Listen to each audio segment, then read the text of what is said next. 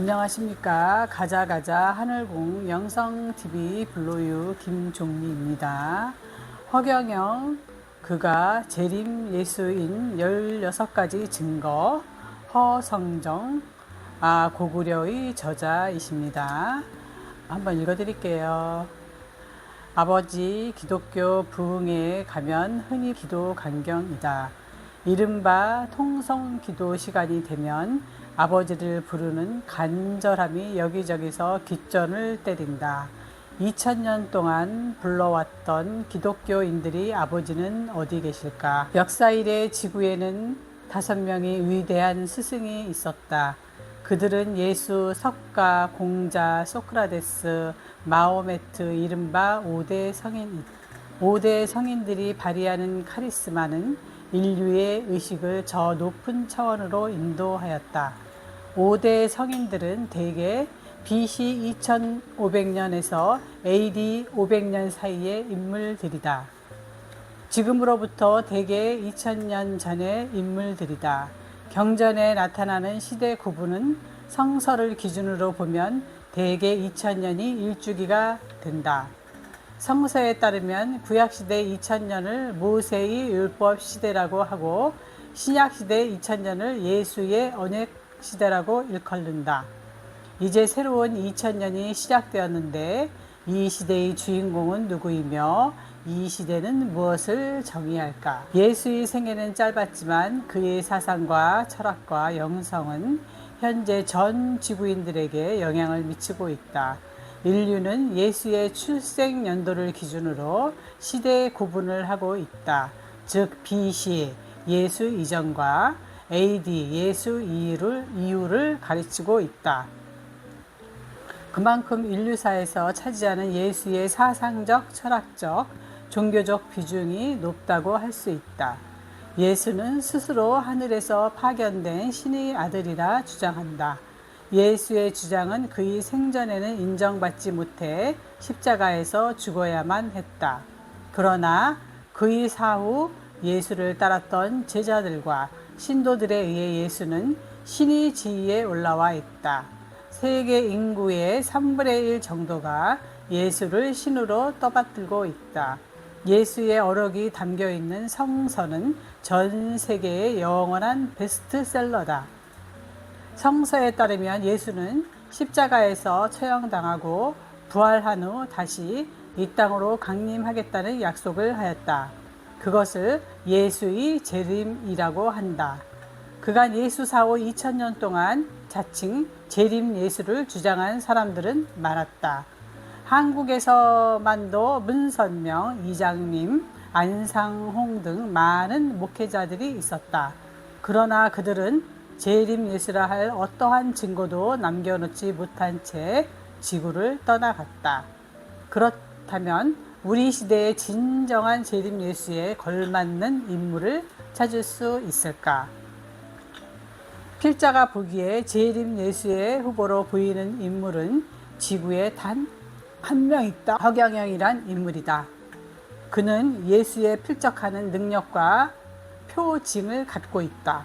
그는 출생, 행적, 가르침에서 메시아의 모습을 완벽히 갖추고 있다.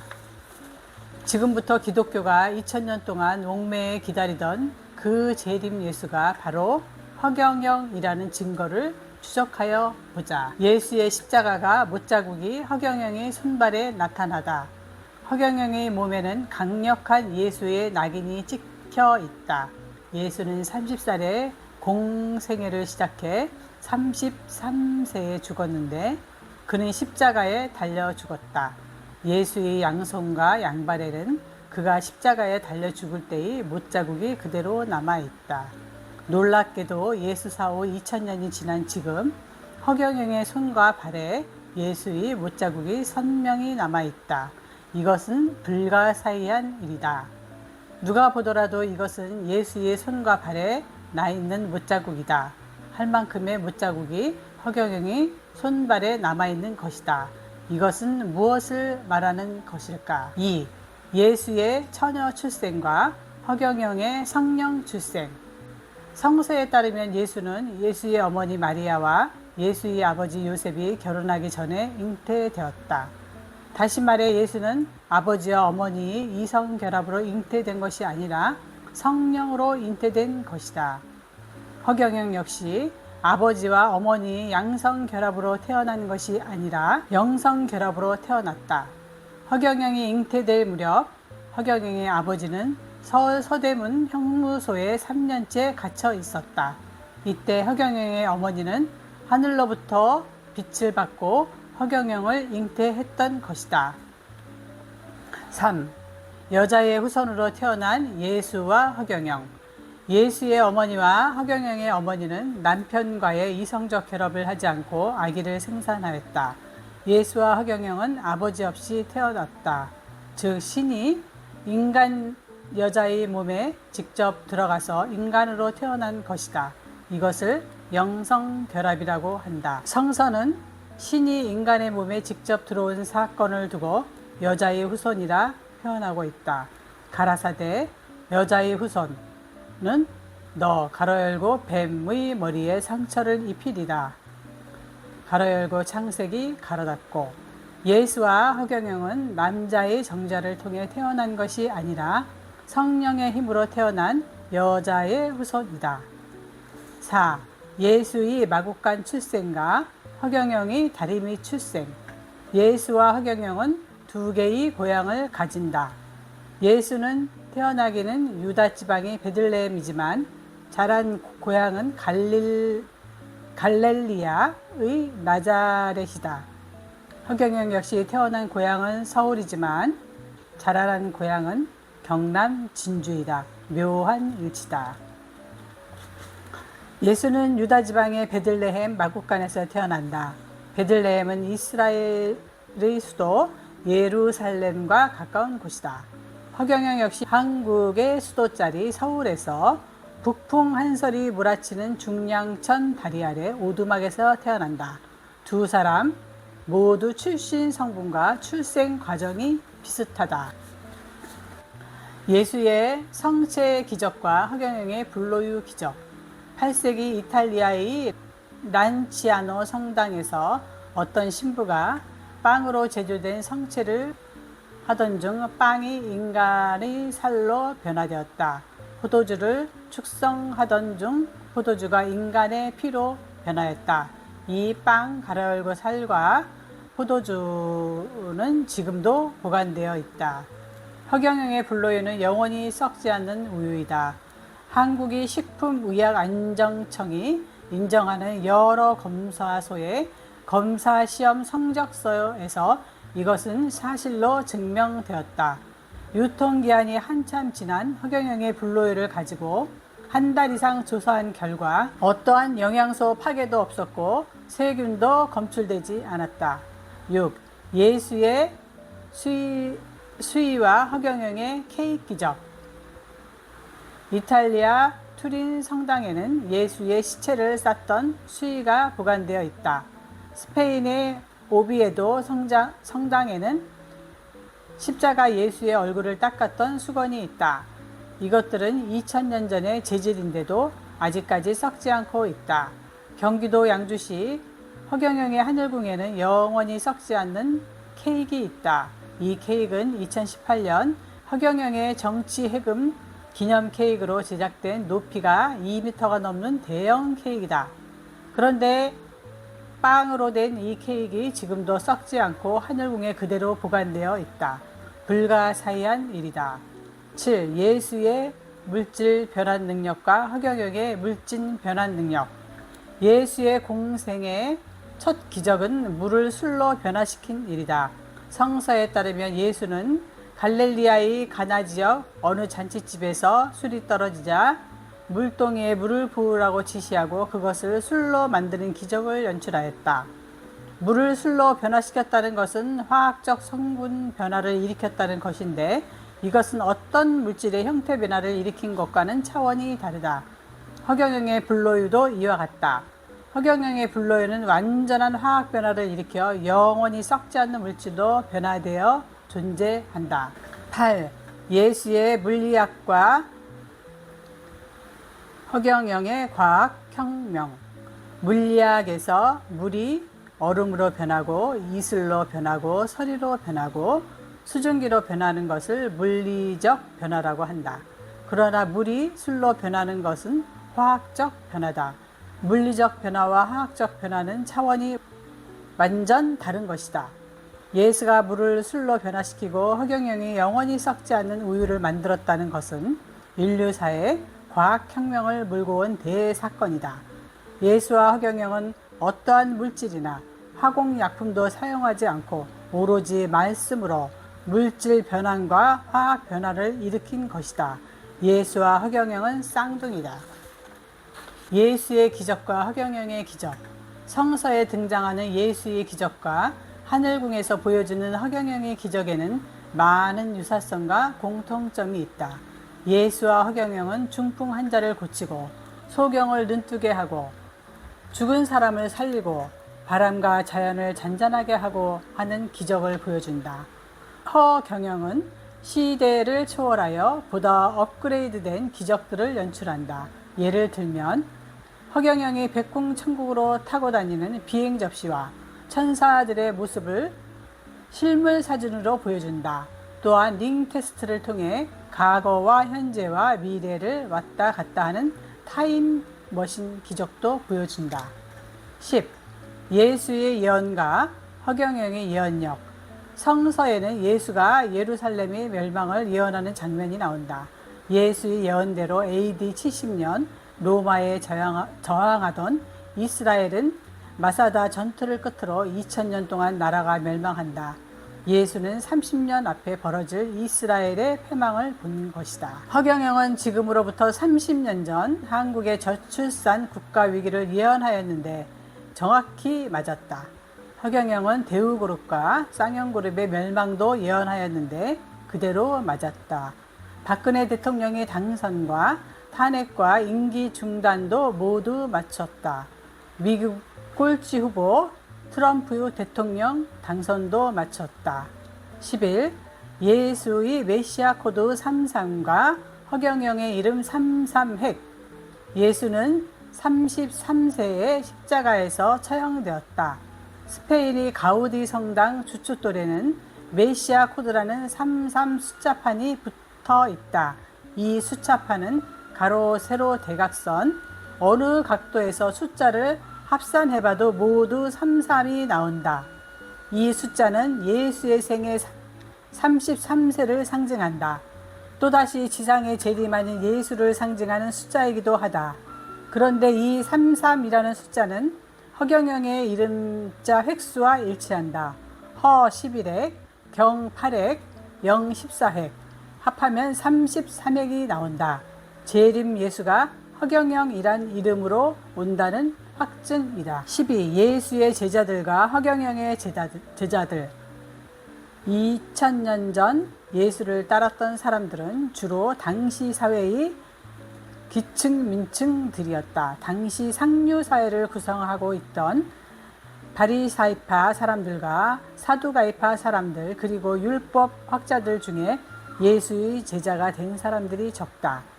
허경영도 마찬가지다. 현재 허경영을 따르는 사람들은 예수 당시의 사회 계층 사람들과 상당히 유사하다. 우리 사회의 기득권을 가지고 있는 지식층, 학자층, 부르주아 계급층에 있는 사람들은 상대적으로 적다. 대신 서민층, 저소득층, 소외계층 사람들이 제자층의 주류를 이룬다. 13. 예수의 반대자들과 허경영의 반대자들. 2000년 전 예수를 공격하여 죽인 사람은 예수의 재정 담당이었다. 예수의 반대자들은 재정 담당인 유다를 유혹하여 예수를 십자가 이름으로 자기 백성들에게 왔는데 그를 알아보지 못하고 손가락질을 해대다가 구원 대열에 빠진다면 얼마나 억울한 일인가. 코페르니쿠스와 갈릴레이가 지동설을 주장할 때 천동설을 공식 교리로 인정하던 교회는 그들을 악마로 규정하였다. 그러나 현재는 교회가 그들에게 사과 성명을 내는 지경으로 갔다. 마찬가지로 세계는 지금 천상 물질인 불로이와 함께 허경영 시대로 급속히 접어들고 있다. 지금 허경영의 세계 통일을 방해하는 세력들은 2000년 예수의 경우와 마찬가지로 허경영의 재정 참모들을 상대로 공격의 고삐를 몰아가고 있다. 그러나 예수는 인류에게 은혜 시대를 열어주기 위해 반대자들에게 죽어주었지만 허경영은 인류 심판을 위해 왔기에 절대로 죽지 않는다.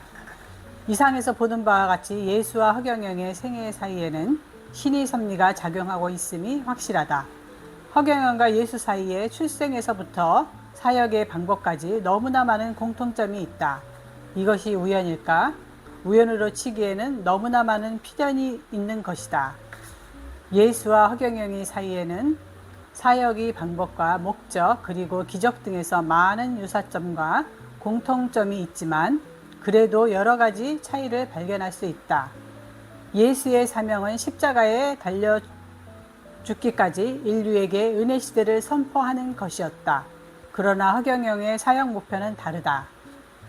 허경영은 예수의 은혜 시대를 마감하고 심판 시대를 여는 것이 그의 목표다.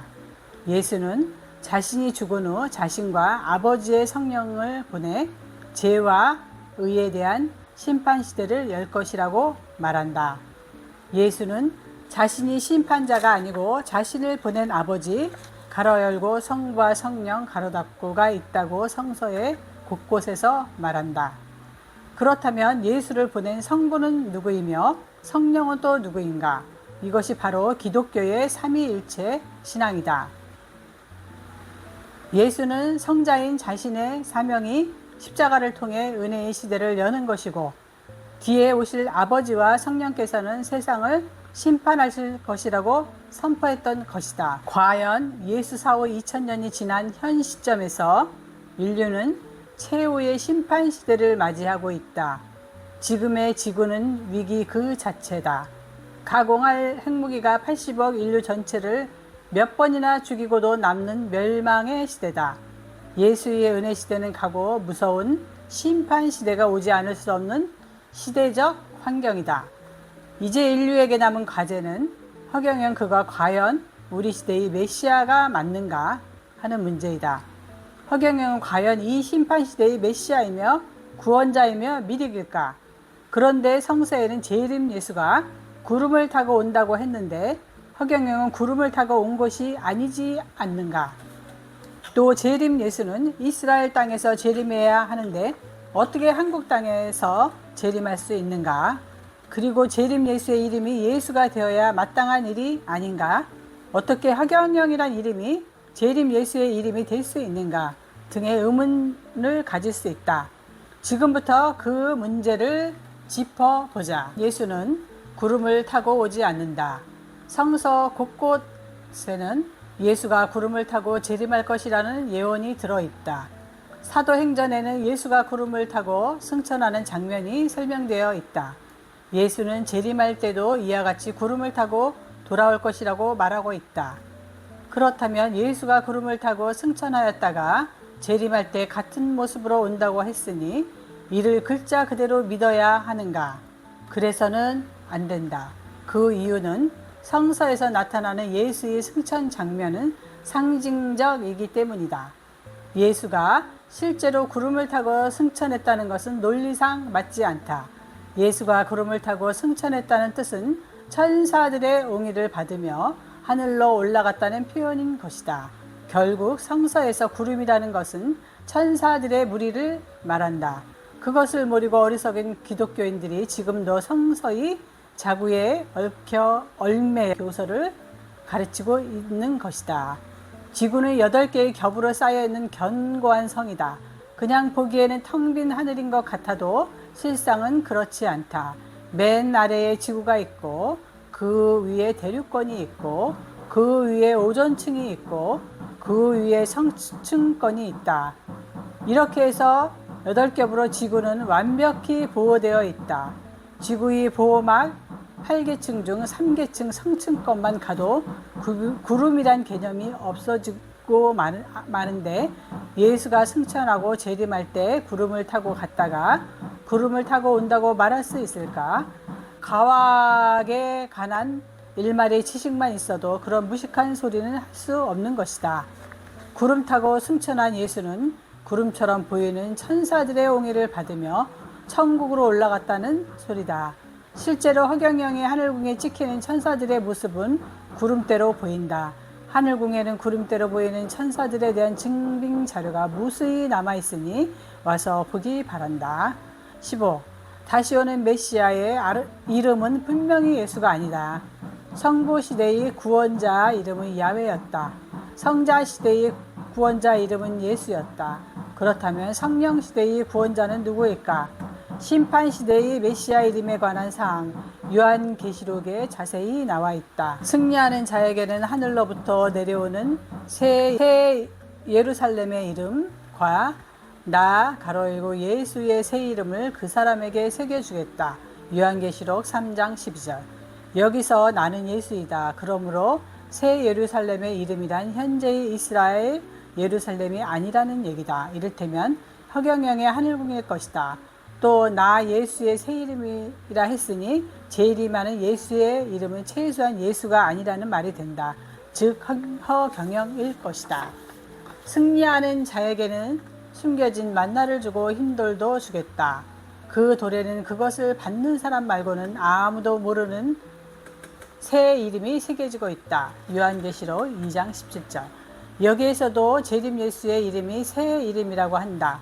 기존의 예수라는 이름은 재림 예수의 이름이 될 수 없다는 말이다. 숨겨진 만나는 허경영의 불로의 외에는 대안이 없다. 또 흰돌 역시 하늘궁에 있는 백공 소원석일 것이다. 하지만 돌 자체는 예수를 상징한다. 즉 구약과 신약에서 돌이란 집 짓는 사람들이 버린 돌이 모퉁이의 머릿돌이 된 바로 그 예수 자신이기 때문이다. 그런데 여기서는 재림한 예수의 새 이름을 흰돌로 표현하였다. 즉 흰돌에 새겨진 새 이름이란 재림한 예수 즉 허경영의 이름을 말하는 것이다. 16. 다시 오는 재림 예수의 도착지는 이스라엘이 아니다. 심판 시대에는 무엇으로 그 시대를 알 수 있을까? 지금의 구약의 성부 시대가 아니다. 신약의 성자 시대도 아니다. 지금은 성령 시대다. 그렇다면 그 성령 시대의 메시아 심판자는 이스라엘 땅으로 와야 하는가? 아니다. 나는 또 다른 한 천사가 살아계신 하느님의 인장을 가지고 해 돋는 쪽에서 올라오는 것을 보았습니다. 요한계시록 7장 2절. 살아계신 하나님의 인장을 가지고 오는 곳에 해 돋는 쪽에 있다고 하였다. 하나님이 서쪽 혹은 남쪽 혹은 북쪽에 있었다면 하나님의 인장을 가진 천사가 해 돋는 곳에서 올라온다고 하겠는가?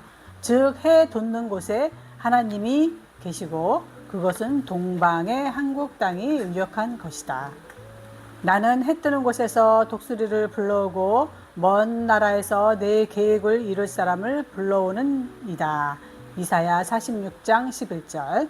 심판자는 해 뜨는 곳에서 독수리 가로 열고 성령처럼 오고 이스라엘 땅이 아닌 먼 나라에서 오며 계획을 이룰 사람을 불러온다고 하였다. 즉 하나님의 계획을 이룰 심판자는 해 뜨는 곳인 한국 이스라엘에서 먼 나라인 코리아에서 온다고 말하고 있는 것이 확실해진다. 발길이 닿는 곳마다 승리를 불러오는 일을 누가 동방에서 일으키셨느냐. 이사야 41장 2절. 이사야 예언서에는 계속해서 승리를 불러오는 이 심판자가 동방 땅에서 출현한다는 말을 하고 있는 것이다. 구약 성서가 되었든 신약 성서가 되었든 심판자 메시아 구세주가 오는 방향과 위치는 분명히 동방이며 해 돋는 곳이며 해 뜨는 곳인 것이다. 그렇다면 메시아가 오는 그 동방 땅에 중국일까 일본일까 한국일까? 답은 간단하다. 중국과 일본의 허경영 같은 선지자, 선고자, 선각자가 있는가? 불로유를 통해 영원히 썩지 않는 물질을 만드는 사람이 중국 땅과 일본 땅에 있는가? 없다. 한편 동양의 대표적인 예언서인 격암유록에는 심판자가 섬인 듯 섬이 아닌 한반도 땅에 온다고 노골적으로 기록하고 있다. 격암유록의 표현에 의하면 보혜사령 신인출, 사도 부도 신인출, 편답천하 조선내라고 하였다. 격압유록에 따르며 보혜사령 가로열고 구세주인 서민드 섬이 아닌 조선 땅으로 온다고 명확히 설명되어 있다. 격압유록이 16세기의 저서인데 벌써 보혜사란 명칭이 그 책에 나온다. 보혜사란 기독교의 성령이다. 16세기면 한국에 기독교가 들어오기 전이다. 참으로 신비로운 기록이 아닐 수 없다. 지금까지 우리는 예수와 허경영의 관계를 알아보았다.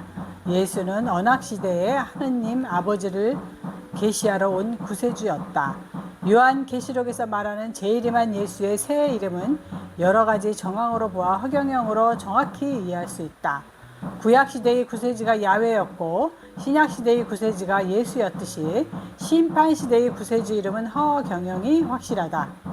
허경영은 불로이라는 전대미문의 불가사의 교회 별전의 백국물질을 가지고 인류에게 온 하늘의 심판자로 확정할 수 있는 것이다.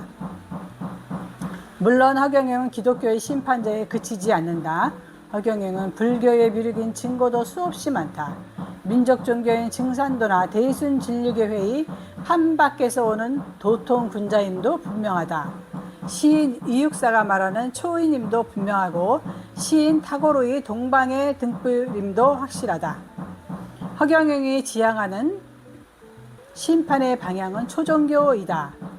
허경영은 정치적인 심판자, 종교적인 심판자, 인연적인 심판자를 훨씬 넘어서는 인류의 영원한 초종교 지도자이다. 오늘은 25억 명에 달하는 전 세계 기독교의 신관과 심판론을 중심으로 허경영의 신원을 살펴보았다. 기독교의 아버지는 허경영이라는 이름으로 온 것이 틀림없다. 허경영은 그의 성령 잉태와 그의 몸에 난 예수의 십자가가 못자국을 보았을 때 성자 가로열고 예수의 몸을 가지고 성부와 성령의 이름으로 온 것이 확실하다. 이른바 삼위일체의 신으로 지구에 온 것이다.